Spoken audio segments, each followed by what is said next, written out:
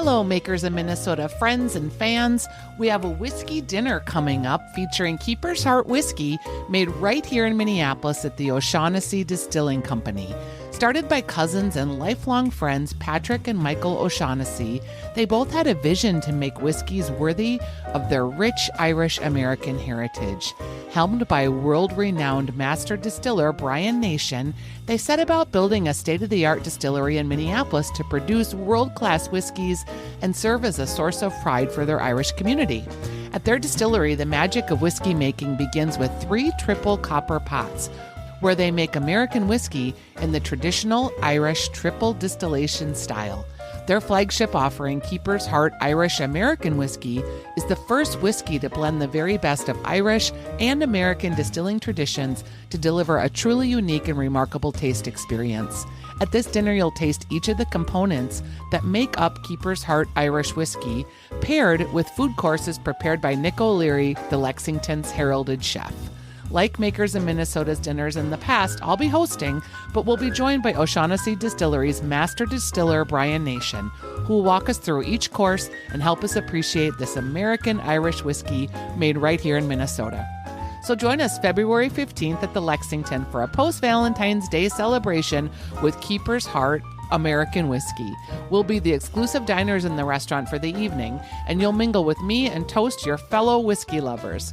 We'll have a limited number of tickets for this special night, and when they're gone, they're gone. So go to thelexmn.com and sign up via Eventbrite for their Makers of Minnesota Keeper's Heart Whiskey Dinner and Tasting on February 15th. Again, get your tickets now at thelexmn.com.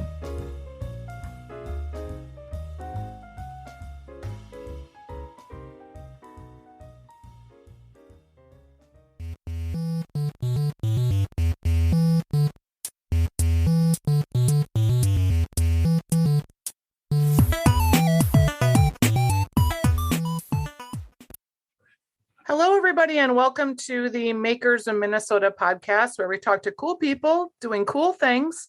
And my next guest did a really cool thing. Him and his family and his team were able to change some of the liquor laws in the state of Minnesota so that we can experience a craft brewing renaissance, really like very few other states have, I think. Welcome to the program, Omar Ansari, the owner and founder of Surly Brewing. Yeah, thanks for having me today. It's great to have you. I was talking to a friend of mine, and I don't know how it came up that we were going to have you on. I was going to have you on the show, but she was telling me how she was at some event somewhere a couple of years ago before COVID, and she was having a drink, and she met this guy, and he was talking about his crazy son and how he, came to him one day and said, "Dad, I want to start a brewery." And they were laughing, and it turned out it was you, my friend. And your dad was telling the whole story about how you started the brewery and how proud he was of you. Oh, funny. Yeah, that's, it's a family business. I grew up working with my mom and dad at our little shop in Brooklyn Center where the original Surly Brewery is. So it's kind of a crazy path to get from me growing up working with them in the summer and tagging along with the weekends to kind of coming up with this idea and turn into anything way bigger than any of us, myself, anyone would have ever guessed. Yeah. And really it's a testament to you guys were able to help change some of the laws at the legislature so that people could produce and own breweries that were more than just craft beer halls, as it were. Well, really the big change on that was, when we opened, there were really no breweries. It was just Summit here in the Twin Cities. And then the big change that got made was that we were able to sell someone a pint of beer. So, we used to give away beer for free during tours, which is great, but hard to get a bank to give you a loan on that model. So, kind of getting that Surly bill or taproom bill change is really what it was. Kind of, we've seen this explosion of taprooms and breweries across Minnesota. A lot of that's just because breweries can sell a glass of beer, which really is kind of important to the model. Well, and your location was one of the first things over in sort of, we'll call it the Malcolm Yards sort of area. I work at KSTP, and you were kind of behind us along the bus line there. And now we have O'Shaughnessy Distilling and Malcolm Yards and you guys, and Fresh Time is built, and there's a bunch of apartments. So you've really started the movement of a whole neighborhood too, wouldn't you say?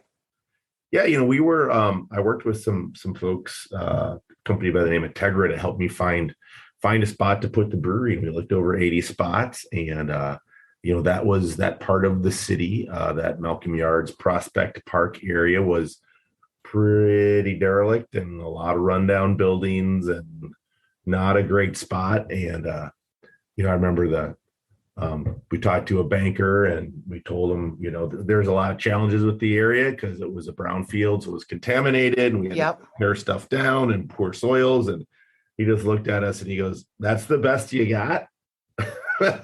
After looking at 80 properties. But I think those guys at Tegra really just kind of helped us see that it was really a diamond in the rough. And if we could deal with some of the environmental issues, knowing that the Green Line was 5-minute walk away, it was gonna come around. Like, it was just, kind of knowing the way what the future was going to take. It was going to become an area that was going to become up and coming. And I think one of the last open parcels of land is getting 2 apartment buildings put on, going up, just starting now, right next to the food hall. Surly Festival Field has been a fun place to see shows too. You guys were kind of just getting going, and then the pandemic. The pandemic has impacted people in so many ways, and you guys, I think there's this perception that all the liquor folks are just rolling in the dough because the retail locations have been up, some of them 12 to 20%. But what they miss when they think about that is how much restaurant sales and bar sales have mitigated some of that, but there's no way it can catch up. So can you just give the listener a perspective of what it is like to be one of the top 3 brewers in Minnesota and what that feels like in a pandemic? Well, it's been horrible, I guess, is probably the best way to put it. You're right. Liquor store sales have been up, 10% maybe, but when you get rid of almost 100% of your beer hall, your brewery sales, you get almost 100% of your bar sales. Walk around Minneapolis, St. Paul downtowns, like there's not a lot of action. That's kind of where we've traditionally sold most of our draft beer, kegged beer, is to bars and restaurants, and many of them are struggling. Many of them have closed. We had to close the beer hall last October because we just weren't going to be able to make it over the winter with only. I think at that point it was a 200-person cap, and there was just no way to make it work. So it has been really hard. It's been hard on our team. We've laid a lot of, not just the beer hall staff, and they've come back, but we're still way down in our offices. We probably have half the number of people because there's no one for doing tours. There's no one doing events. We're just down a lot of people still, and we're still optimistically planning for what's going to happen. That's we're not in a good spot now, but I think, like a lot of people, we're optimistic that it's going to turn around once again. With everything COVID, right, the goalposts keep moving, so it seems like we were hoping things are going to go bananas this last summer, and they were good but not great. And then Omicron's kind of taken another whack at things, and bars and restaurants have really slowed down again. So now it's like, well, let's hope that we get going in the spring. So it's really a testament to a lot of the people that work here. People have really kept great attitudes going in the midst of some pretty hard times. I will say too, you make some really incredible beer, and the innovation that has still continued to happen with the breweries is pretty amazing. You guys have really ridden the sour wave, the juicy hazy wave, the seltzer wave. It's, I think, brought so much more people into the culture and into the product lines. And yet it's like every time you take a step forward, you're pushed back too. I feel for all of you, and I feel for the hospitality industry. I really am hoping that we're kind of burning this virus out by infecting as many people as we can right now, and that we get to the summer and I don't know, that we can get back to going to concerts and having a beer outside. And no, absolutely. And I mean, Stephanie, part of it is people going back to work. I mean, we've got a lot of accounts that they depend on people being downtown and going out and grabbing a beer or food after dinner. And like, that's part of what we all do too. So, things aren't going to be the same probably until some of that returns. And, the world, I think we all know the working world has changed a bit, right? So it's just we'll adjust to whatever we got. So it's, but yeah, it sure would be great to have COVID behind us, but or at least behind us in a manner that it's slowing things down or shutting things down. But that has been, since last March. Was it last March or the March before? Last 2 Marches ago. We're coming up on 2 years. The COVID haze, right? It's just literally like every week, every day, try and figure out what to do the best you can for your employees and the business. Have you had COVID yet? Yeah, I had it. I got it 2 weeks ago. Okay, so that's about when I got it too. Lost my sense of taste and smell last Saturday, and it's coming back a bit. So yeah, about everyone in my house got it. I mean, it's definitely Omicron is just tearing through things. Yeah, we did too, and it was so. I mean, I don't mean to sound insensitive because I know a lot of people have died and that this has just been a horrible illness for many. But it was also sort of weird to have been so scared of something for 2 years, double boosted, vaxxed, and not going places and really altering my lifestyle in so many ways. And then at Christmas, gave it to everyone that came to I had 6 of the 7 of us got it that came to dinner. We had all tested negative that day. We were trying to be prudent and smart. And then we all got it. And it wasn't, horrible. It wasn't great. We had a couple days and not feeling great and a lot of tired and fatigue. And I said to a friend, I was like, in some ways, I'm the most rested I've ever been because for 10 days, I couldn't do anything. I couldn't go anywhere. All I did was just sleep and watch Netflix. But it feels so like terrible when it's all said and done because it's like, wow, is this the thing that we're running from? And I don't know anymore. I'm so confused because I know the virus has changed. I know that people being vaccinated and boosted has helped, weather it. But it's all just so weird when you look at the just total cost of business, the cost to the entrepreneurs, the cost to families and employees. My sister's in hospitality and it's brutal out there. And also people are just losing their damn minds. In terms of they're frustrated, they lack civility, they are having mental illness problems. It's just going to be, I wonder how long it's going to take us to come out of it. Like, will it be 10 years? Yeah, I mean, it's just things are different, right? I mean, I've got some friends in the hospital world, and I mean, boy, I mean, right there calling in the Army to help out. I mean, it's. Do you have kids in school? Pardon me? Do you have kids in school? Yeah, they went back. They have not. All my kids got sick, so they were home for a while, but they're all back now. So, did you have to do distance learning? They've not.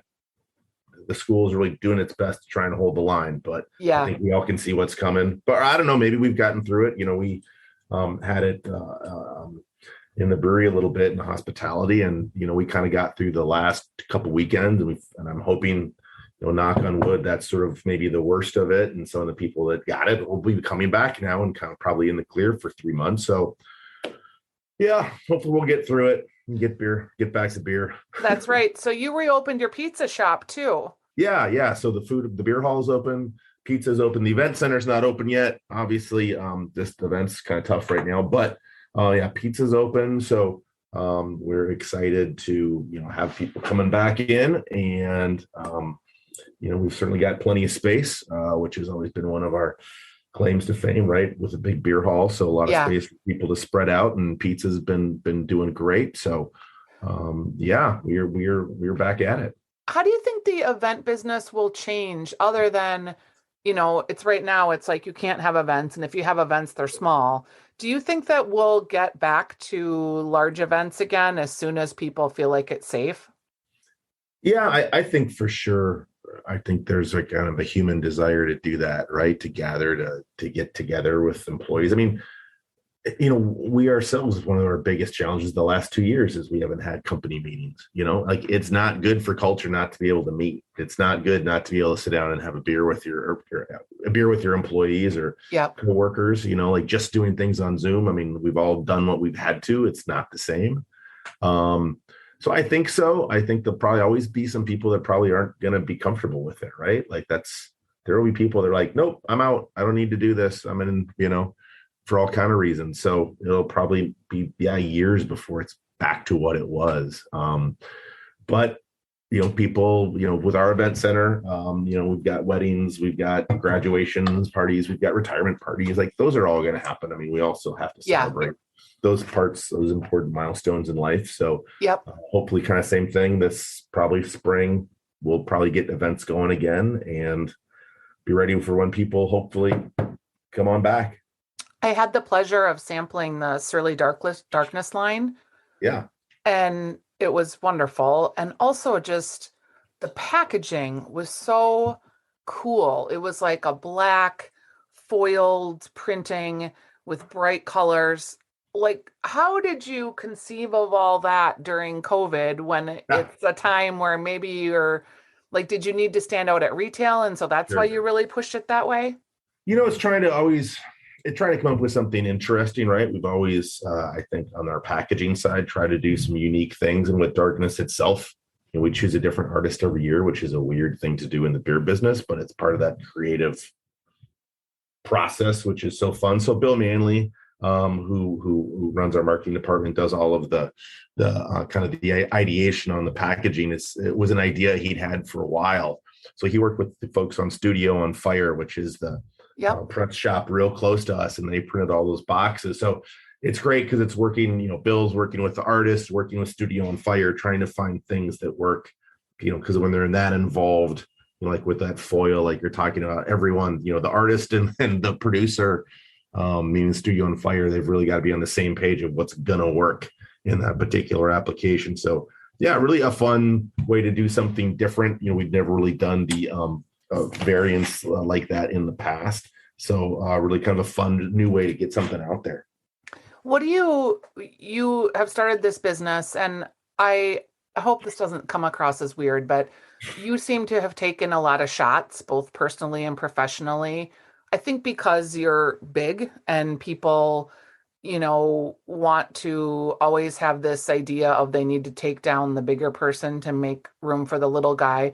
I kind of have the opposite take on it. I think if you make room for the bigger guy, that makes more room for the little guy. But you've taken a lot of hits personally with the union vote. And do you take that personally? Like, do you go home and you're just like, man, I'm just trying to brew beer here? Or do you just use it as a way to build your character and just keep going forward?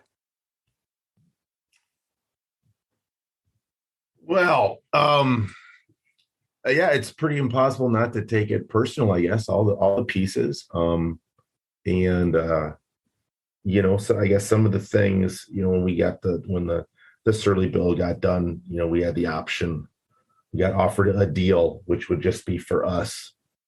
And kind of the point for me at that time was like, listen, this isn't just for me, this is for the industry. Like it needs to get better. And that's kind of how I've looked at it, how we do things, living through what we did with COVID.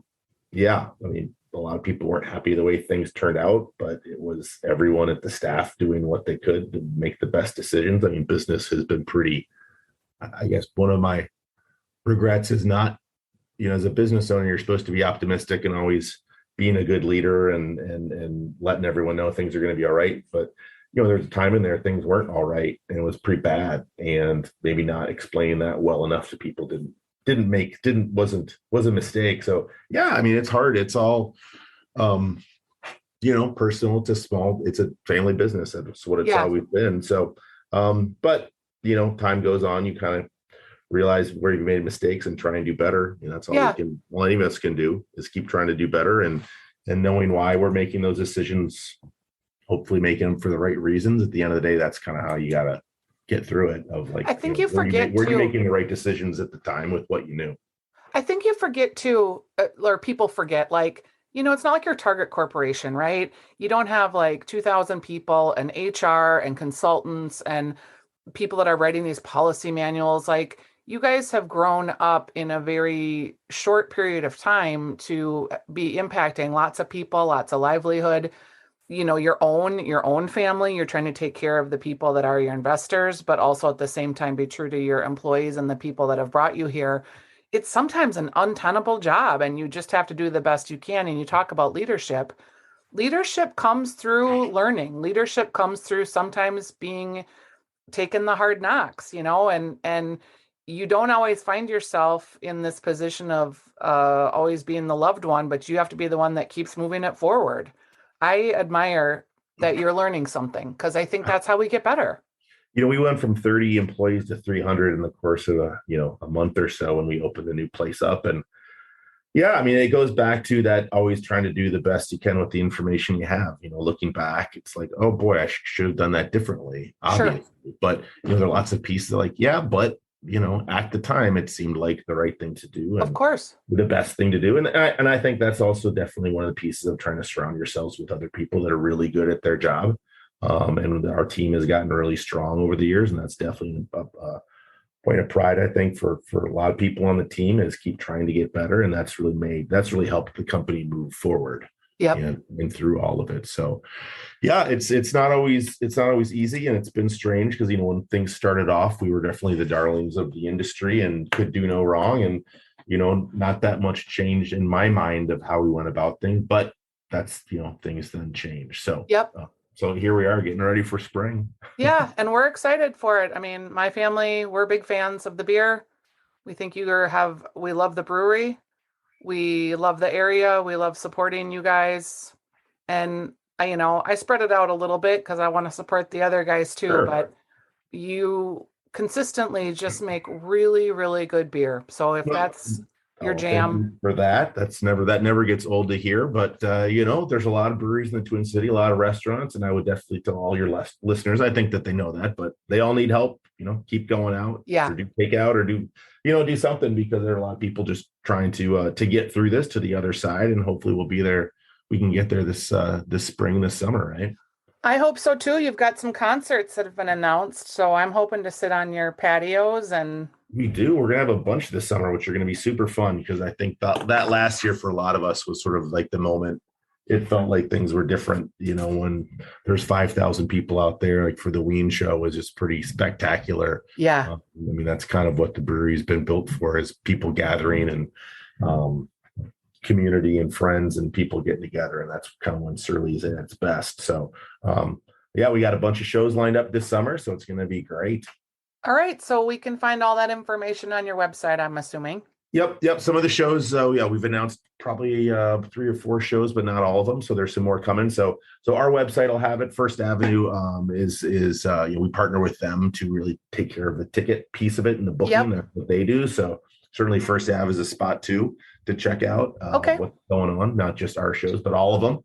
Another great Minnesota company, right? Yeah, so, I love working with them. They do such a great job too. So thanks for your time today, Omar. And I'm glad to spend time with you, and hopefully we'll get to the other side here before too long. We will. Yeah, well, I look forward to getting some pizza together again. Yeah, absolutely. Thanks. All right. Thanks. Okay, bye-bye.